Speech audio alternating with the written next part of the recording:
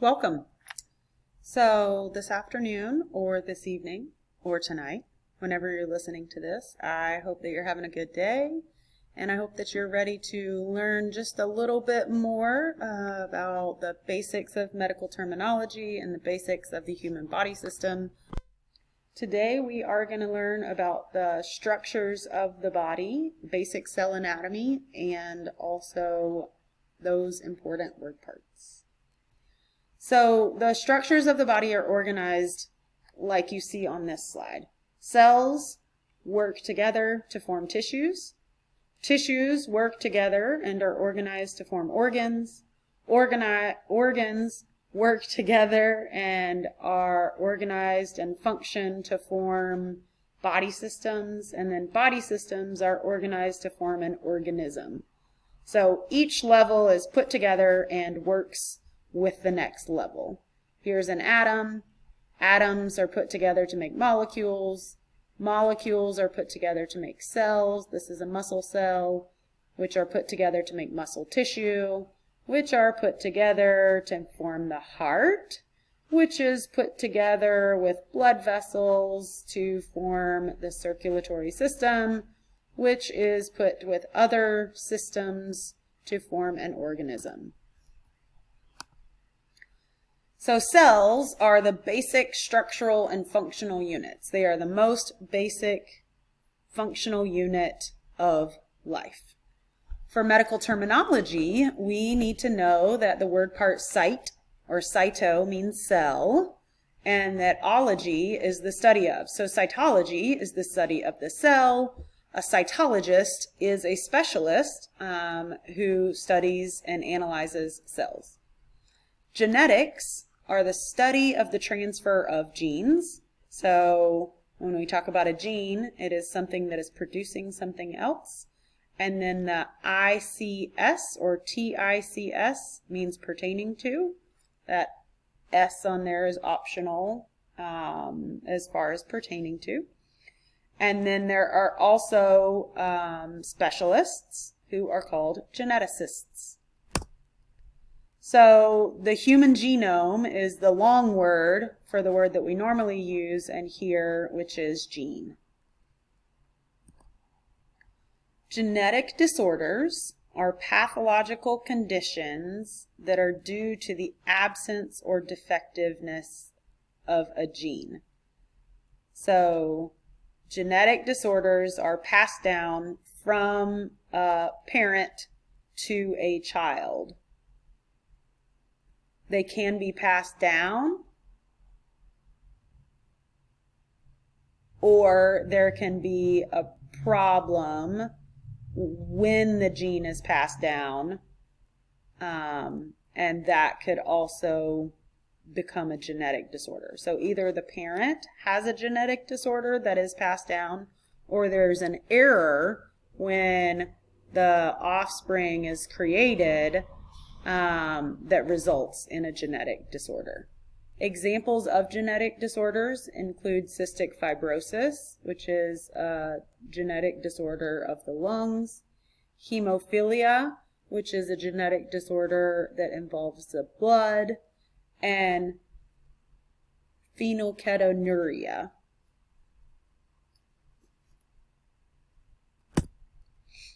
Tissues are what make up all of our different body systems and organs. There are 4 main types of tissue.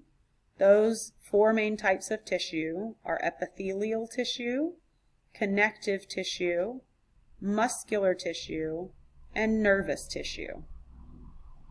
So, to review, a tissue is a group of cells that are working together to perform a specific function.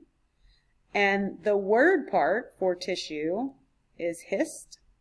So a person who studies tissues is a histologist. The study of tissues is histology. There are 4 main types of tissue, again. So here are some of the word parts associated with those tissue types.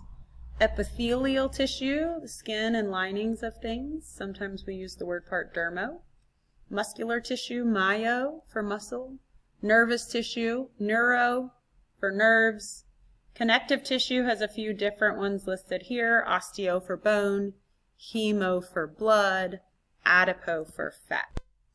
Epithelial tissue provides a covering for your internal and external body surfaces.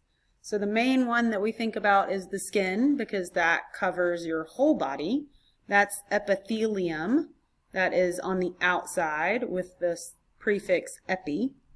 Endo means inside, and so the endothelium lines your blood and lymph vessels and your body cavities, as well as your glands and your organs. So think of your linings when we think of epithelial tissue.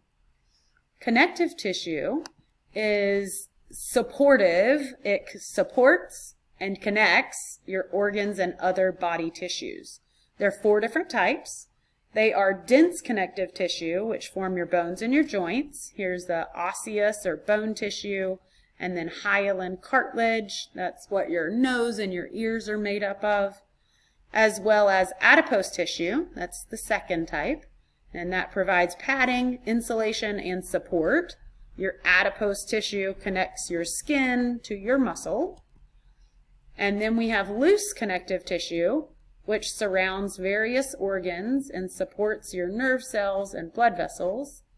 And finally, we have liquid connective tissue, which is your blood and your lymph.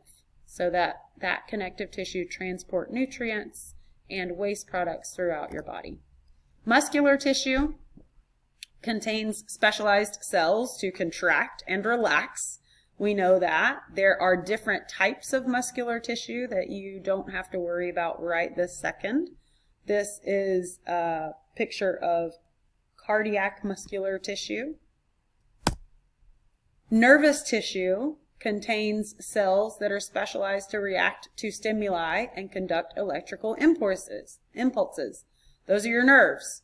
When you hit your knee on something, a signal travels up a nerve to your brain, and then your brain tells your knee or your leg to react. So that's nervous tissue.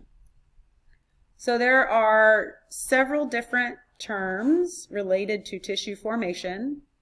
So plasia is going to be our common word root here. Plasia means formation. And then we have some different prefixes that we are going to add to come up with different medical terms. Aplasia is when there is defective development or congenital absence of an organ or tissue. So that's without formation. Anaplasia, ana means backwards. So that's when things are forming inappropriately. Hypo means not enough.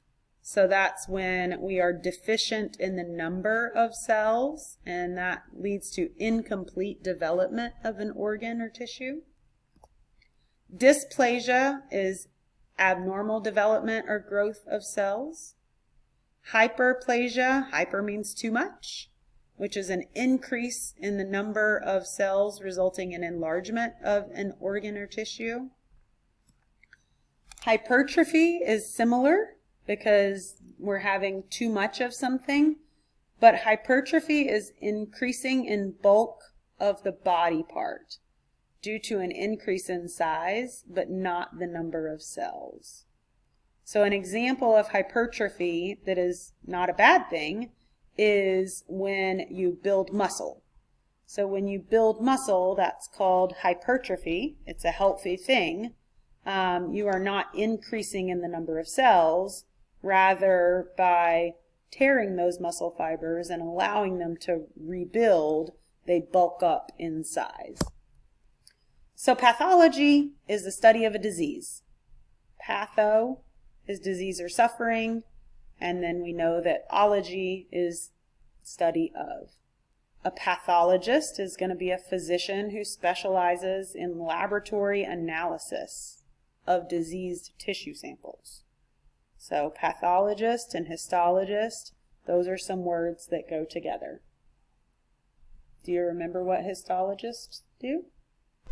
And finally, etiology. Eti means cause, And so etiology is when we are studying the causes of disease. The peritoneum is a multi-layered membrane. So it's a membrane. It's made up of epithelial tissue. And the peritoneum protects and holds the organs in place within the abdominal cavity. If you don't remember where the abdominal cavity is, go back and remind yourself where the abdominal cavity is. For this test and for this unit, you don't have to know the meanings, but it's good to be familiar that there is a parietal peritoneum, which is the outer layer, the mesentery peritoneum, and the visceral peritoneum, which is the inner layer surrounding the organs of your abdominal cavity. So disease is transmitted several different ways, and there are a few terms related to disease transmission. Pathogens are microorganisms that cause disease.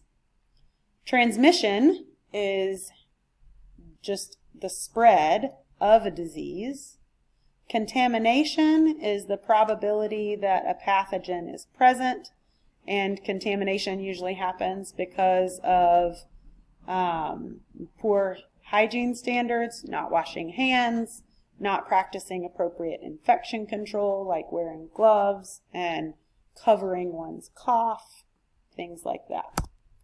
Communicable diseases are transmitted from one person to another by direct or indirect contact. Indirect contact transmission is where a susceptible person is infected by contact with a contaminated surface. So indirect contact transmission would include things like the flu, where if you have the flu virus on your hands and you are touching everything and somebody else comes along after you and they're touching those same things, they are susceptible to contracting the flu. Bloodborne transmission is disease that is spread by contact with infected blood or bodily fluids. Droplet transmission is spread of the disease by large respiratory droplets produced by the act of coughing or sneezing. If you've been paying attention for the last couple of years, you know that droplet transmission is the main way that COVID is spread. And then airborne transmission is the most severe of those. That is the spread of the disease by contact with germs floating in the air. There's also foodborne or waterborne transmission and vector-borne transmission, which is most often diseases that are spread by insects, and out of all of the insects, the most common vector is the mosquito. They transmit malaria and other diseases. Ticks also introduce vector-borne transmission of Lyme disease. Outbreaks of diseases, a couple words there. We have an epidemiologist. Epi means above.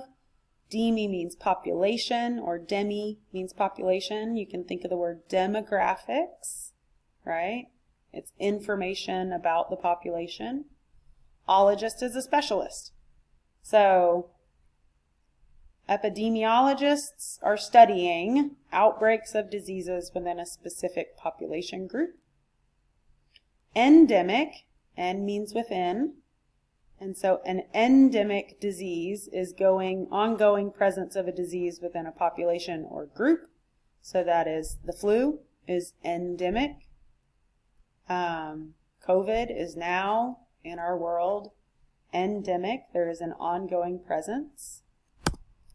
An epidemic is a sudden, widespread outbreak of disease within a specific population group. Tuberculosis is a common disease where there is sometimes an epidemic. A pandemic we are all very familiar with. Pan means entire, dem means population, and ic is pertaining to. That's it.